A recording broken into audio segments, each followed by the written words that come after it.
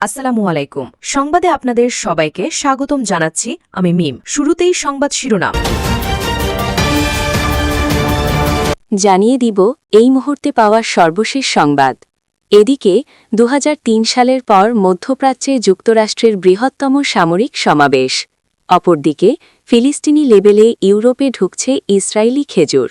এবং ট্রাম্পের মুখে শাহবাজ আসিম মনিরের প্রশংসা, বিশ্বমঞ্চে পাকিস্তানের নতুন উচ্চতা। ও বিশ্ববাজারে আরও বাড়ল জ্বালানি তেলের দাম। প্রিয় দর্শক, আপনি যদি আমাদের চ্যানেলে নতুন হয়ে থাকেন তাহলে আমাদের চ্যানেলটি সাবস্ক্রাইব করুন ও নতুন নতুন সংবাদে যুক্ত থাকুন। এতক্ষণ শুনছিলেন সংবাদের শিরোনাম, এখন বিস্তারিত। ২০০৩ সালের পর মধ্যপ্রাচ্যে যুক্তরাষ্ট্রের বৃহত্তম সামরিক সমাবেশ। ইরান ও যুক্তরাষ্ট্রের মধ্যে চলমান স্নায়ুযুদ্ধের চরম উত্তেজনার মাঝে মধ্যপ্রাচ্যে ২০০৩ সালের ইরাক আক্রমণের পর বৃহত্তম বিমানশক্তি জড়ো করেছে মার্কিন সামরিক বাহিনী। দ্য ওয়াল স্ট্রিট জার্নালের এক প্রতিবেদন থেকে জানা যায়, অত্যাধুনিক F-35 লাইটনিং ও F-22 র্যাপটর স্টেলথ ফাইটার সহ কয়েক ডজন যুদ্ধবিমান ইতিমধ্যে জর্ডানের মুয়াফফাক সালতি ও সৌদি আরবের প্রিন্স সুলতান বিমান ঘাঁটিতে অবস্থান নিয়েছে। প্রেসিডেন্ট ডোনাল্ড ট্রাম্পের চূড়ান্ত অনুমোদনের অপেক্ষায় থাকা এই বিশাল সামরিক বহর যে কোনো মুহূর্তে ইরানের ওপর বহয়ক আঘাত হানতে প্রস্তুত। আকাশপথের শক্তির পাশাপাশি সমুদ্রপথেও নিজেদের অবস্থান সুসংহত করেছে যুক্তরাষ্ট্র। পারস্য উপসাগর ও ভূমধ্যসাগর অঞ্চলে বর্তমানে ইউএসএস আব্রাহাম লিঙ্কন সহ ১৩টি যুদ্ধজাহাজ মোতায়েন রয়েছে। এছাড়া দ্বিতীয় বিমানবাহী রণতরী ইউএসএস জেরাল্ড আর ফোর্ড তার নিজস্ব স্ট্রাইক গ্রুপ নিয়ে এই অঞ্চলের দিকে অগ্রসর হচ্ছে। সামরিক বিশ্লেষকরা বলছেন, গত জুনের মিডনাইট হ্যামার অপারেশনের মতো একক কোনো হামলা নয়, বরং কয়েক সপ্তাহব্যাপী দীর্ঘস্থায়ী বিমানযুদ্ধের সক্ষমতা নিয়ে এবার মাঠে নেমেছে ট্রাম্প প্রশাসন। তবে এই সামরিক প্রস্তুতির মাঝেও প্রেসিডেন্ট ট্রাম্পের চূড়ান্ত সিদ্ধান্ত নিয়ে কিছুটা অনিশ্চয়তা লক্ষ্য করা গেছে। হোয়াইট হাউসের সূত্রমতে ট্রাম্প ব্যক্তিগতভাবে এই হামলার পক্ষে বিপক্ষে নানা যুক্তি বিবেচনা করছেন এবং মিত্রদের সাথে পরামর্শ করছেন। হামলার লক্ষ্যবস্তু কেবল ইরানের পরমাণু ও ক্ষেপণাস্ত্র স্থাপনার মধ্যে সীমাবদ্ধ থাকবে নাকি তেহরানের শাসন ব্যবস্থা পরিবর্তনের চেষ্টা করা হবে, সে বিষয়ে এখনও কোনো স্পষ্ট রূপরেখা পাওয়া যায়নি। এদিকে জেনেভায় দুই দেশের মধ্যে পরোক্ষ আলোচনায় কিছুটা অগ্রগতির খবর পাওয়া গেলেও উভয় পক্ষই তাদের মৌলিক অবস্থানে অনড় রয়েছে। পাল্টা ব্যবস্থা হিসেবে ইরানও তার বিশাল ক্ষেপণাস্ত্র ভাণ্ডার ও আঞ্চলিক প্রক্সি বাহিনীগুলোকে সতর্ক অবস্থায় রেখেছে। তেহরান হুমকি দিয়েছে যে হামলা হলে তারা বিশ্ব অর্থনীতির লাইফলাইন হিসেবে পরিচিত হরমুজ প্রণালী বন্ধ করে দেবে। প্রাক্তন মার্কিন সামরিক কর্মকর্তাদের মতে এই বিশাল শক্তি প্রদর্শনের মূল উদ্দেশ্য হতে পারে ইরানকে একটি কঠিন চুক্তিতে আসতে বাধ্য করা। প্রেসিডেন্ট ট্রাম্প গত সোমবার ১৬ ফেব্রুয়ারি সাংবাদিকদের কাছে হুঁশিয়ারি উচ্চারণ করে বলেন, আমি মনে করি না যে তারা ইরান চুক্তি না করার পরিণাম ভোগ করতে প্রস্তুত। সূত্র এনডিটিভি। ফিলিস্তিনি লেবেলে ইউরোপে ঢুকছে ইসরায়েলি খেজুর। ইউরোপের বাজারে বিক্রি হওয়া একটি বড় অংশের খেজুরের প্রকৃত উৎস গোপন করে তৃতীয় কোনো দেশের লেবেল ব্যবহারের অভিযোগ উঠেছে, যাকে বিশেষজ্ঞরা ডেট লন্ডারিং বা খেজুর পাচার হিসেবে অভিহিত করছেন। অভিযোগ রয়েছে, আন্তর্জাতিক আইন অনুযায়ী অবৈধ হিসেবে বিবেচিত পশ্চিম তীরের ইসরায়েলি বসতিতে উৎপাদিত খেজুরগুলো বয়কট এড়াতে নেদারল্যান্ডস, মরক্কো ও সংযুক্ত আরব আমিরাতের মতো দেশের মাধ্যমে ইউরোপে প্রবেশ করছে।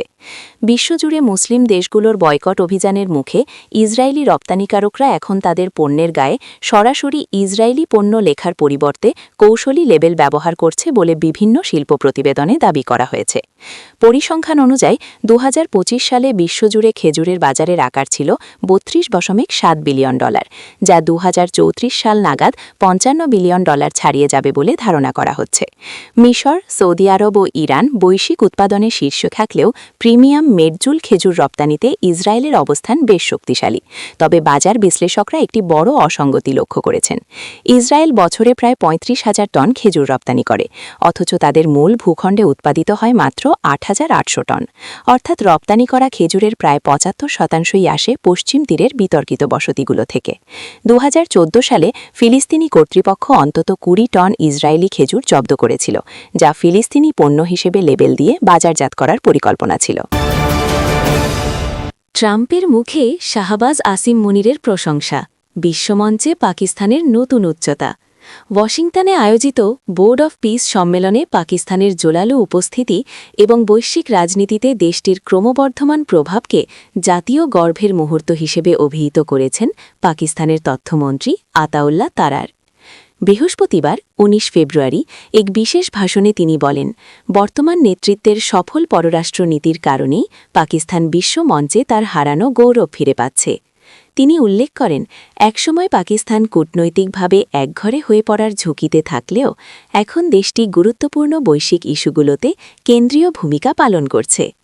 তার মতে, বোর্ড অফ পিস সম্মেলনে মার্কিন প্রেসিডেন্ট ডোনাল্ড ট্রাম্প, পাকিস্তানের প্রধানমন্ত্রী শাহবাজ শরীফ এবং ফিল্ড মার্শাল সৈয়দ আসিম মুনিরের ভূয়সী প্রশংসা করেছেন। ট্রাম্প বিশ্বশান্তি প্রতিষ্ঠায় পাকিস্তানের ভূমিকার স্বীকৃতি দিয়ে দেশটির নেতৃত্বের প্রতি জনসম্মুখে সম্মান প্রদর্শন করেছেন, যা বিশ্বজুড়ে ছড়িয়ে থাকা পাকিস্তানিদের জন্য অত্যন্ত গর্বের বিষয়।